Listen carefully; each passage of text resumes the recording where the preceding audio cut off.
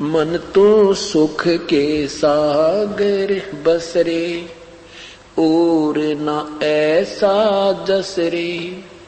सुख का सागर, सतलोक को सुख का सागर कहा है। सुख सागर की डेफिनेशन बताते हुए कैसे समझाया है आदरणीय गरीबदास साहिब जी ने, कि जैसे यहां कभी कभी आती है ऐसी एक तरंग, एक हिलोर उठती है मन में, वो होती है कुछ समय के लिए। ऐसी लहर उठती है कि जैसे अपना कोई दुश्मन भी हमने क्यों ना मान रखा हो, उसके प्रति भी द्वेष नहीं आता, और मन में ये आता है कि क्यों हमने उनके साथ पंगा किया, क्यों उस बेचारे को दुखी किया। ऐसा ये थोड़ी सी देर रहता है, फिर वो ऐसे ही कहर फिर प्रारंभ हो जाता है। वही दुर्विचार, ऐसा ही राग द्वेष, ऐसे फिर मन में वह सड़न प्रारंभ हो जाती है। वो जो थोड़ी सी देर वो लहर आई थी सुख की, उस ऐसी कहते हैं उस सतलोक में असंख्यों लहर उठेंगी, वहां कोई राग द्वेष नहीं है। वो उस आनंद की तुलना हम किसी से नहीं कर सकते। तो क्या बताते हैं, संखो लहर मेर की उपजे कहर नहीं जा कोई, दास गरीब अचल अविनाशी सुख का सागर सोई। वो सुख का सागर है, सतलोक कहते वहां चलवाई। और यहां पर कौन कौन महापुरुष होगे, तुम कितनी और परमात्मा से मांग कर या अपनी प्रयत्न से कितनी कोठी कार बना सकते हो, कितनी संपत्ति बना सकते हो, और कौन कौन यहां से चले गए। क्या बताते हैं, सर्व सोने की लंका होती रावण से रणधीरम, एक पलक में राज विराजी जम के पड़े जंजीर में। मन तो सुख के सागर बसरे भाई, और न ऐसा जसरे। सर्व सोने की लंका होती रावण से रणधीरम, एक पलक में राज विराजी, राज्य से विहीन हो गया एक सेकंड में, और फिर काल के पड़े जंजीरम, नरक में ठोक दिया गया। और रावण जैसी सुविधाएं आप प्राप्त भी नहीं कर सकते, चाहे कितना प्रयत्न कर लेना, और उसके पास भी कुछ नहीं रहा। इसलिए परमात्मा ये याद दिलाना चाहते हैं कि जो मालिक ने तुझे दिया है, तेरा संस्कार है, उसको उसी में तू प्रसन्न रहे, और यहां से इच्छाओं को कम कर, तब तेरी भक्ति सुचारू चलेगी। और फिर भी तुझे कोई दिक्कत आएगी तो मैं तेरे साथ हूं। परमेश्वर कहते हैं मैं तेरे साथ हूं। जैसे पिता को, माता पिता को बच्चों के विषय में सब ज्ञान होता है कि अब सर्दी आने वाली है, इसको किस चीज की आवश्यकता, वो पहले तैयार कर देते हैं। ऐसे ही जब हम परमात्मा के हो चुके हैं, समर्पण कर चुके हैं, इनकी हमने शरण प्राप्त कर ली है, अब उस मालिक ने देखना है कि मेरे बच्चों के ऊपर किस प्रकार की आपत्ति आने वाली है और कैसे मैंने इनका प्रोटेक्शन करना है। क्या बताते हैं, उदय अस्त बीत चक्र चले थे ऐसी जन ठकुराई, चुनक ऋषि स्वर कल्प करी जहां खोज न पाया राई। उदय अस्त बीत चक्र चले थे ऐसी जन ठकुराई, और चुनक ऋषि स्वर कल्प करी वहां खोज न पाया राई। एक मानधाता चक्रवर्ती राजा था। पूरी पृथ्वी पर जिसका शासन हो उसे चक्रवर्ती यानी ऑल राउंड, ओवरऑल कंट्रोलर यानी किंग कहते थे, वो महाराजा कहलाता था। तो उसकी 72 सोनी सेना थी, 72 सोनी, 72 करोड़ समझो।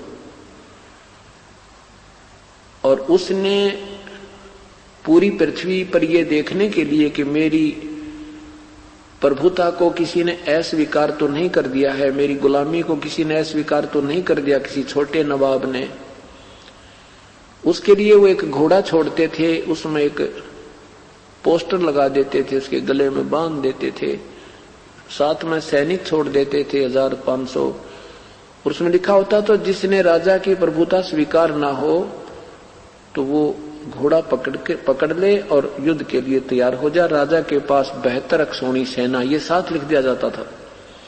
पूरी पृथ्वी पर घूमकर आ गए, किसी ने वो घोड़ा नहीं पकड़ा। एक चुणक नाम के ऋषि थे जो वेदों के अनुसार साधना कर रहे थे, हजारों वर्षों से बैठे थे, ओम नाम के जाप से वेदों अनुसार साधना कर रहे थे। उन्होंने सैनिकों से पूछा भी क्या बात है, कहाँ घूम कर आए हो, इस घोड़े पर क्यों सवार नहीं कोई भी। सैनिकों ने बताया कि राजा मानधाता चक्रवर्ती का घोड़ा है, ये बैठने के लिए नहीं होता। पूरी कहानी बताई उनको। तो ऋषि के मन में ये आ गया कि राजा को अभिमान हो गया है, इसका अभिमान ठीक करना चाहिए। इस दृष्टिकोण से ऋषि ने कहा कि मैं इस घोड़े को पकड़ लूं तो क्या हो जाए।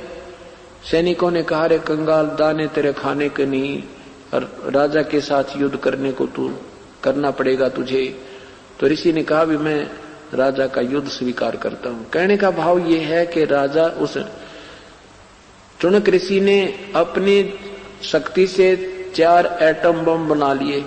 राजा ने अपनी सेना के 4 डिवीजन बना करके 18-18 करोड़ की एक बार धावा बोलने के लिए छोड़ दी, और चुनक ऋषि ने उसका सर्वनाश कर दिया। तो यहाँ परमात्मा बताते हैं, इस काल के लोक में शांति नहीं हो सकती। यहाँ तुम कितना कुछ भी प्राप्त कर लो, ना जाने कब के बिजली गिर जाएगी।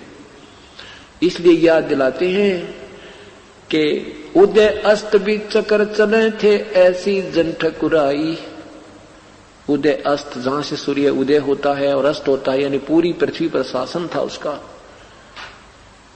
चुनक ऋषि सर कल्प करीवा, खोज न पाया राई। विनाश को प्राप्त हुआ, कुछ भी ना हाथ लगा उसके। तो इस मृत लोक में यही मान बढ़ाई और राग द्वेष, यही आपको मिल सकता है, और कुछ नहीं मिल सकेगा जब तक आप पूर्ण परमात्मा की भक्ति विधिवत नहीं करोगे। दुर्योधन से राजा होते संग इकोतर भाई, 11 अक्षौणी संग चले थी, देही गीद न खाई। दुर्योधन जैसे राजा होते और 101 महाबली उसके भाई थे, और कहते हैं 11 अक्षौणी, 11 करोड़ सेना उसकी कमांड थी उसकी। और बताते हैं कि ऐसी दुर्गति होकर मरा कि उसकी देही गीदों ने भी ना खाई, क्योंकि वो माँ के आशीर्वाद से बज्र का हो गया था। इतना कर्महीन था कि किसी पक्षी ने भी उसकी मांस को खाकर दुआ नहीं दी। दुर्योधन से राजा होते संग इकोतर भाई, 11 अक्षौणी संग चले थी, देही गीद न खाई। 60,000 सगड़ के होते कपिल मुनीश्वर खाए, एक सपुत्र उत्तान पाद का, भाई परमात्म पद पाए। अब क्या बताना चाहते हैं कि राजा सगड़ के 60,000 पुत्र थे। उन्होंने भी ऐसे ही पृथ्वी के ऊपर तालाब बनाने शुरू कर दिए थे, और ये एक तालाब, एक बगीची, एक कुआं, ऐसे किसी पुरोहित के कहने से, पुण्य उद्देश्य से पूरी पृथ्वी को खोदना प्रारंभ कर दिया। तो पृथ्वी ने भगवान विष्णु से प्रार्थना की। भगवान विष्णु ने इंद्र से कहा कि तू क्या कर रहा है, तेरे शासन काल में एक सगड़ नाम का राजा यज्ञ कर रहा है और तेरी गद्दी को खतरा हो सकता है। क्योंकि उस पुरोहित ने बताया था कि एक तालाब बना देवे, एक बगीचा लगा देवे, एक कुआं बनवा दे, एक प्याऊ बनवा दे, तो उसको एक यज्ञ के तुल्य पुण्य हो जाता है। और इंद्र की पदवी जो है उस यज्ञों के आधार से ही प्राप्त होती है। वर्तमान इंद्र को पद से हटा दिया जाता है यदि कोई अपनी 100 यज्ञ पूरी कर लेवे तो इंद्र ने क्या किया कि राजा सगड़ के पुत्रों ने एक घोड़ा ले रखा था। उस घोड़े की गले में लिखा हुआ था कि जिसने हमारे काम में बाधा डाला, कोई हमें बंद करना चाहो इस कार्य से, तो इस घोड़े को पकड़ दे। इंद्र के हलकारों ने, इंद्र के गुप्तचरों ने आकर के रात्रि के समय जब सगड़ राजा के पुत्र सोए पड़े थे, दिन में सारा काम करके, तो उस घोड़े को खोलकर एक कपिल मुनि जी की सांथल का बांध दिया, जांग का बांध दिया। राजा ऋषि अपनी ध्यान मगन थे, उनको पता नहीं चला। उधर से घोड़े की टोह में, घोड़े की तलाश में 60,000 का वो पूरा टोल चाल पड़ा कि हमारा घोड़ा किसने पकड़ दिया। अब देखा ऋषि के जांग से बंधा हुआ है, तो उन्होंने, ये भाले थे उनके पास, और राजा के ऐसे बराबर में हीखों में ऐसे पांसुओं में वो भाले चुभो दिए और कहा, कमबख्त खड़ा हो, चोर तूने हमारा घोड़ा चुराया है तो खड़ा हो, हमारे साथ युद्ध कर। अब कपिल ऋषि के वो दर्द हुआ तो उसने आंखें खोली, उसकी इतनी लंबी पलक थी, जमीन पर टिकी हुई थी, ऐसे पलक उठाई क्रोध में और अंदर से अग्नि बाण छूटे, 60,000 सगड़ के पुत्र वहां ढेर कर दिए। परमात्मा कहते हैं बताओ और यहां किसको सुख है, यहां क्या चाहते हो तुम। अब देखो 60,000 एक पुत्र, 1 से 1 तगड़े, और वो उसकी भी बिरान माटी, तो यहां सुख नहीं है। और ये जो पाप किए हैं, इन पापों का प्रतिफल भी इन ऋषियों को भोगना पड़ेगा, क्योंकि यहां पुण्य और पाप दोनों भोगने होते हैं। इन साधनाओं से परमात्मा नहीं मिलता जब तक वो तत्व ज्ञान और तत्व वास्तविक मंत्र नहीं मिलेगा।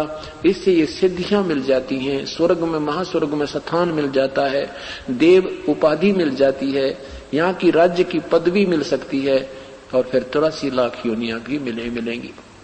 ये यहाँ का बिल्कुल अटल नियम बताया। इसके साथ साथ तुलनात्मक कहते हैं कि उत्तानपाद के एक ध्रुव भगत थे, उन्होंने अपनी भक्ति की तो उन्होंने अपना कल्याण कराया।